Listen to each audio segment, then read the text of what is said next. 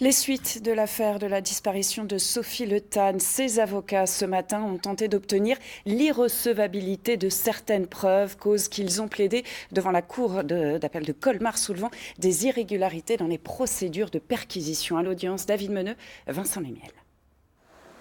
Pierre Juriato joue gros.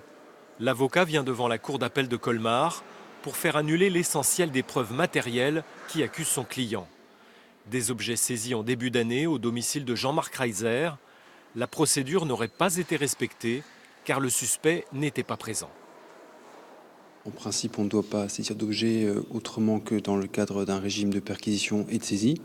Il y a des objets qui ont été saisis dans le cadre d'opérations d'expertise et c'est en cela que cela constituait des irrégularités en termes de procédure qui ont causé un préjudice à M. Reiser. Une scie, un couvercle de machine à laver, des chaussures, une veste. Sur chacun de ces objets saisis chez Jean-Marc Reiser, le sang de Sophie Le Tan. Si la requête est retenue, aucune de ces preuves ne pourra être évoquée lors d'un procès en assises. Pas de corps, pas d'aveu et peut-être plus beaucoup de preuves matérielles dans cette affaire, mais l'avocat de la famille Le Tan reste serein. M. Reiser, il aurait été présent que les mêmes saisies auraient été faites, que les mêmes prélèvements auraient été faits. Et l'expert avait le droit de faire ses prélèvements.